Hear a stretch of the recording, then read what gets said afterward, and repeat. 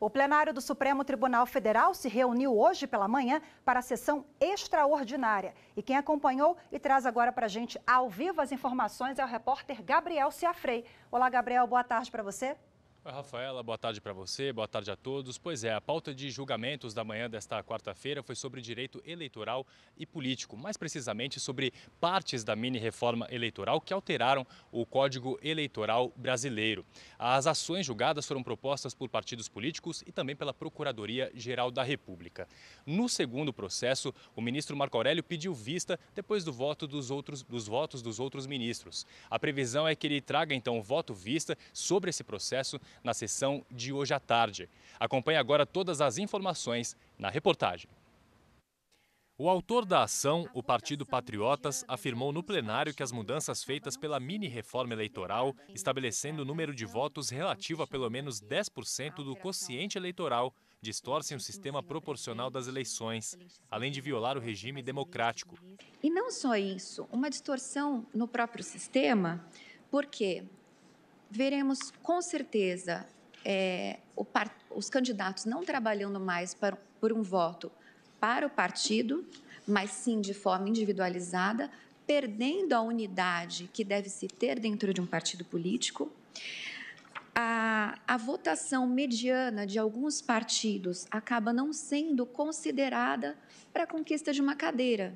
O relator do processo, o ministro Luiz Fux, não aceitou os argumentos apresentados pelo partido político.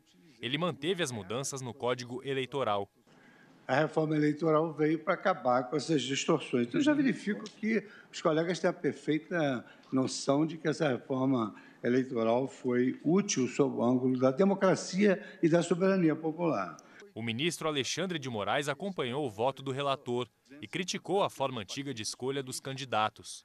Acabava levando consigo não só candidatos sem nenhuma representatividade, mas candidatos, às vezes, de uma corrente ideológica totalmente diversa à dele. Ou seja, com todo respeito, é um verdadeiro estelionato eleitoral. Citando que apenas 5% dos eleitos têm voto direto dos cidadãos, o ministro Luiz Roberto Barroso também negou o pedido feito pelo Partido Patriotas. O eleitor vota no candidato que ele quer. Essa é a parte boa do sistema. A parte ruim é que ele elege quem ele não sabe, porque o seu voto, na verdade, vai para o partido, e são os mais votados do partido que obtêm a vaga. Porém, em torno de 5% só dos deputados recebem votação própria para se elegerem. Portanto, 95% são eleitos por essa transferência do voto partidário. Por unanimidade, a ação direta de inconstitucionalidade foi negada. O plenário também julgou uma ação direta de inconstitucionalidade em que a Procuradoria-Geral da República questiona a distribuição de vagas remanescentes entre os candidatos. Em 2016, o ministro Dias Toffoli concedeu liminar, suspendendo as mudanças feitas pela mini-reforma eleitoral.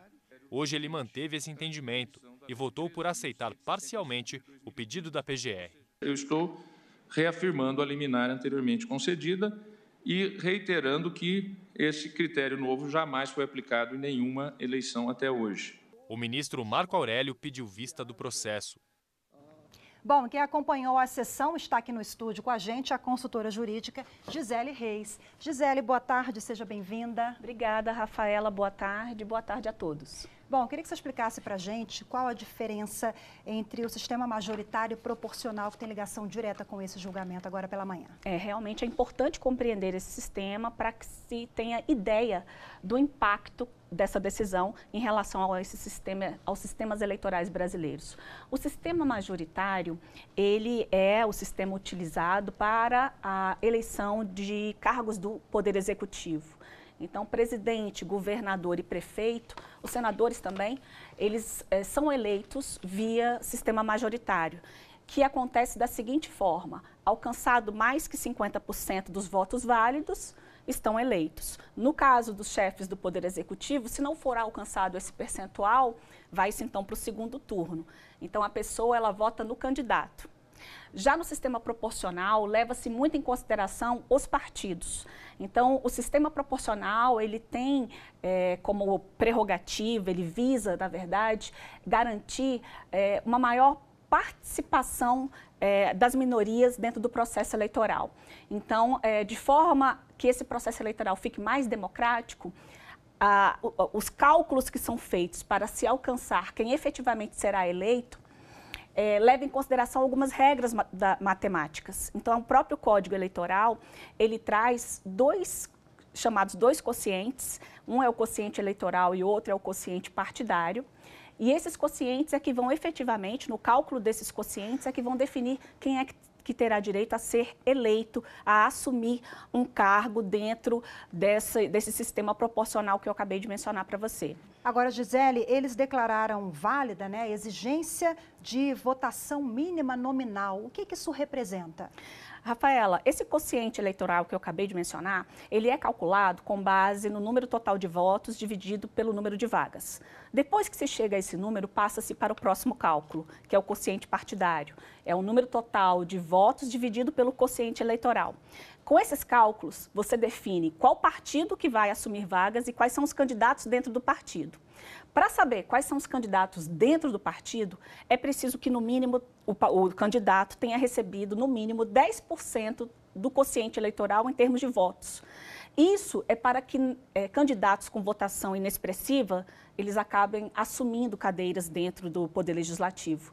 Então, a grande ideia da alteração feita pela mini-reforma eleitoral em 2015 é exatamente evitar aqueles casos de puxadores de voto, né? A exemplo do que nós tivemos anos atrás com o caso do Tiririca, em que ele recebeu muitos votos e acabou, com base nesses votos, levando com ele alguns candidatos com votos bem inexpressivos. Então, a ideia é exatamente, quando se estabelece esse mínimo, essa votação nominal mínima, significa dizer que, para assumir, além das regras do quociente eleitoral e partidário, é preciso que aquele candidato tenha recebido, no mínimo, 10% de votos, 10% do quociente eleitoral. Ok, Gisele, muito obrigada pela sua participação. Boa tarde para você. Boa tarde.